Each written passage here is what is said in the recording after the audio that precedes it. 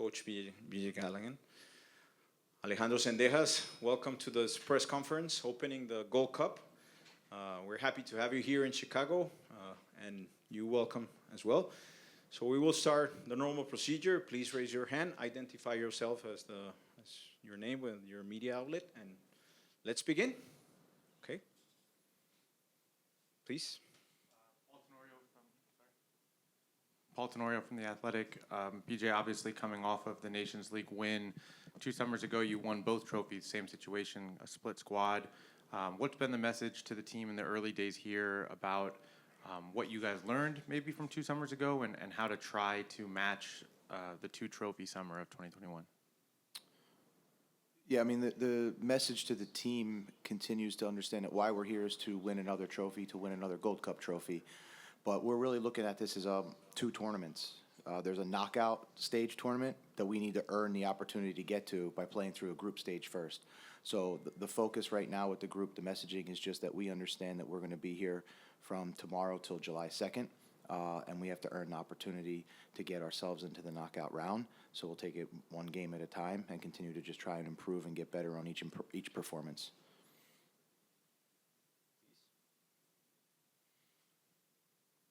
John Arnold with ESPN. BJ, we've talked a lot, Paul asks, about putting the tournament in context, big picture, what does this mean? What do you expect from Jamaica tomorrow? What are some of the strengths they have? Obviously, some players who play in really important leagues. What are you expecting from this Jamaica team? Yeah, I mean, we look at the roster that Jamaica was able to bring here for the Gold Cup, and I mean, I don't think it's any secret in our camp that this is probably the most talented Jamaica team that we're going to face. I mean, you have tons of experienced players, young players, and also players that have performed really well in the Gold Cup over a lot of years for them. So we're expecting a team that's motivated, a team that we think can really, beat you and hurt you in different ways, in a lot of phases of the game. With the new coach, they're organized. Obviously with the infusion of talent, they're looking like they're playing like a team. And, I think for anything you can see on offensive transition can be a threat. Offensive set pieces can be a threat. And, for me, and even in their buildup, there's a lot of threats in terms of on the wings. And if you're looking at defending the wide areas, then you have to worry about the stable of strikers that they have, and they can continue. And then I think for us at the end is we know it's going to be a full match because even the players that they have now to come off the bench are big impact players. Arch Bell with CONCACAF.com. Alex, what were some of the highlights for you being in Vegas? And I know winning the trophy was very special, but training and being with that group that was in Vegas, all those players, what stands out to you about that experience? And then how can you apply your time with that group to this group here in the Gold Cup? The experience was unreal. Obviously, I've known those guys since I was 15, so just being with them and enjoying the moment with them was a great experience. It's not every day you get to lift the trophy, so I really took that in, and that's just extra motivation, and I do the same with this tournament. Pilar Pérez, ESPN Internacional. Alex, tomando un poco tu respuesta en inglés ahora mismo, si me la puedes repetir un poco en español, habiendo estado en la Nations League y ahora estar en esta competencia, y cómo manejan un poco la comparación que hay, porque se habla de la selección A, la selección B, ellos ya consiguieron revalidar ese título y ahora esta selección tiene la propuesta de hacerlo en la Copa Oro. Sí, creo que fue un torneo muy bonito. Como dije, yo estoy acostumbrado a jugar con ellos desde los 15 años, entonces la verdad lo disfruté.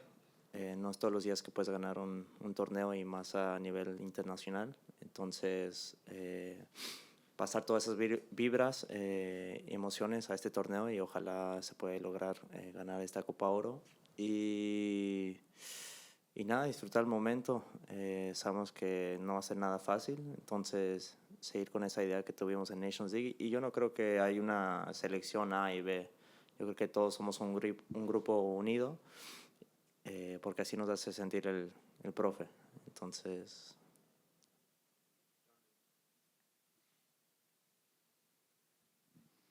Alex, continuing sort of on the same line, having been in that first group and being one of the guys that are in this tournament, and also what you've achieved at the club level in your career, are you trying to take a leadership role even though you've been with the national team for a relatively short amount of time? Is there something you're trying to do in training to bring those guys along, or are you doing the same thing you were doing in the Nations League camp effectively? Yeah, hopefully I can take a leadership role. I feel like BJ's giving me the confidence to do so. So, yeah, I try to take in what I got from the guys in Nations League camp and just bring it into Gold Cup. Paul Tenorio again from The Athletic. BJ, you spoke before this, before Nations League about the fact that you have a good relationship with Greg. Obviously, during Nations League, he was named coach. I wonder, are you in contact with Greg during the course of this tournament about the team, the messaging, anything like that? Are you speaking with him, or are things completely separate until after the tournament? Thank you. Yeah, so to answer the question, I mean, him and I do speak in general. We spoke often when he wasn't named the coach. He's a friend, he's a mentor, he's someone that I worked with for over 4.5 years. So I think it's just natural to have conversations and to bounce ideas off of each other. In regards specifically to the messaging and things that go on in the Gold Cup, no, it's completely within our camp, it's completely within our staff, as he and Matt continue to build sort of towards the future and evolve this national team as we sort of continue to embark on what 2026, the goals for 2026. I will take some questions here in Zoom, and we have online people. So please, Andrew Jones. Thank you very much. I have a question for both. For Alice, just want to ask you, AZ, what was the most enjoyable song that you sung on the team bus after celebrating that Nations League title? And BJ, if you have any funny story with Alex so far in the time that you've been with him this year and getting to be with him in the squad. Funny song, or I think the most strange one would be when Weston put the High School Musical one in the locker room. I would never think he would do that. In terms of the funniest story would be one of the more recent ones. After the team got back to the hotel, we're in the team meal room, and Alex is a guy who doesn't wear a shirt all that often. So he's one of the guys with no shirt on in the meal room, but what he does have on is still the Nations League medal around his neck, and so you can tell how important that moment was for him, and something that I was glad that he was able to experience with the team, and hopefully we continue to have great success here with the Gold Cup, and he can keep his shirt off one more time. Please, Will Clark in Zoom.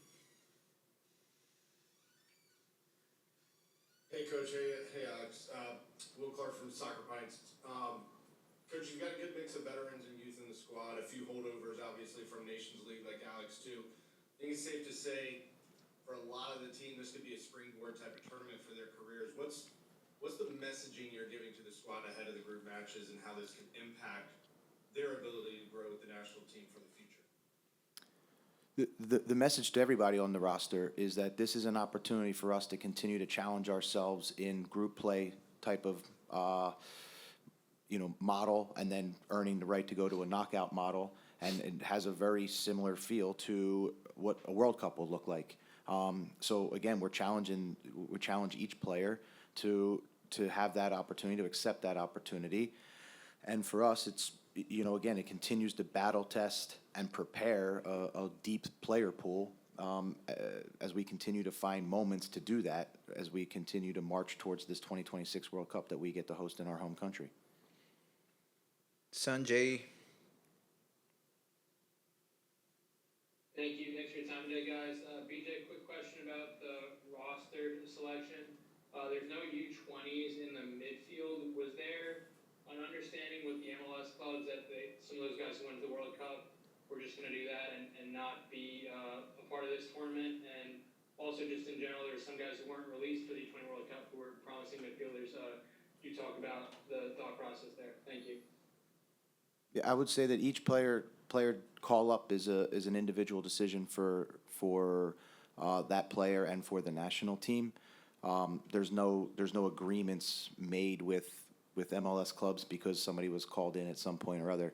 I believe in this roster, and I think this roster has a great cross-section of players that are both U20 veteran players, Olympic-aged players, again, continuing on the same theme that we've been preaching, which is trying to get as many players in this player pool and experience in tournament-style, knockout-style types of events, because that's what's going to ultimately make and give us the strongest team when we field the 2026 World Cup team. Coming back to the room, please.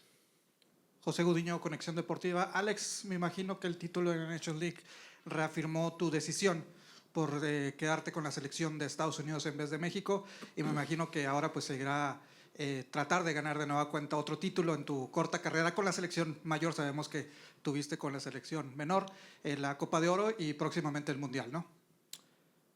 Sí, ojalá este torneo podamos lograr otra vez pues el trofeo. Va a ser el segundo en mi carrera internacional.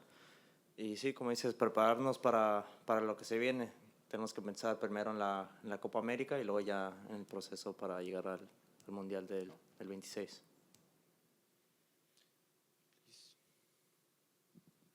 Pilar Pérez, ESPN International. Coach, any update about Miles and his injury?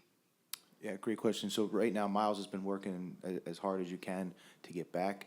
I would expect him to be like a game day decision. We'll continue to work around the clock to get him to feel as great as he can, and then we'll be able to make that decision tomorrow.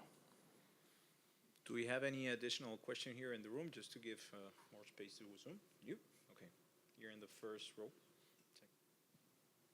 BJ, you spoke about the challenge of the attacking players on Jamaica's roster and about trying to deepen this pool ahead of 2026. How big of a test is it for some of these guys that are going to be out there against players who, play in the Premier League, who are big, strong, fast, technical, have proven themselves at the highest level, to be able to gauge them against opponents like this? Yeah, we look at this game versus Jamaica as a great test for us, specifically what, like you mentioned, with the attacking talent, not only at the forward position but in the winger position. So it'll give us a lot of great information. And I would say the player profiles that they have are different types of player profiles up front.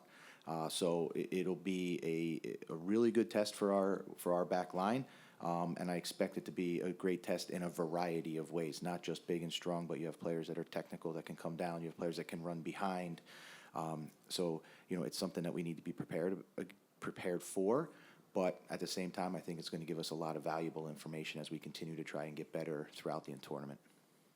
Okay, I'll take two final questions here in Zoom. Daniel Wheeler, please.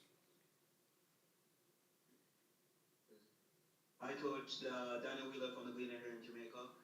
You talked about the attacking talent that Jamaica has had, better than it had in recent years. But I just wanted to find out from you, in terms of this new cycle with Coach Henry Grimson, have you noticed that what about Jamaica is different now than it has been in previous meetings where Jamaica has gone on to Gold Cups finals in the past? I mean, it's difficult to pinpoint exactly what's different. Obviously, they've been able to bring a really talented group of players, and what I would say is that it is now the most talented group from top to bottom that we've seen, and that's something that we have to be prepared for. And I know we do speak a lot about the attacking group, but there's also an unbelievable goalkeeper that I'm familiar with, and Andre Blake, that we have to put the ball past as well. So it'd be remiss to not mention him. And so from front to back and back to front, this is a really deep and strong team. Final question for Daniela Galindo. Thank you. Esta pregunta es para Alex, Daniela Galindo de Claro Sport. Alex, ¿sienten una presión como grupo al ser considerados ahora favoritos para la Copa Oro? ¿Y qué significa para ustedes esta presión y cómo manejarla, ya que ahora México está pasando por un momento complicado con cambio de entrenador y todos los problemas que están internos? ¿Para ustedes esto significa aún más presión? No, yo no creo que tenemos presión. Yo creo que nomás nos enfocamos en nosotros. Tenemos que que hacer lo mismo que hicimos para Nations League, partido tras partido, como dijo BJ, enfocarnos en lo nuestro. Y sobre lo de México, no, la verdad no le ponemos tanta atención a eso, lo que está pasando allá. Nosotros estamos enfocados en nosotros. Coach BJ, Alejandro, thank you so much, and all the best in the tournament.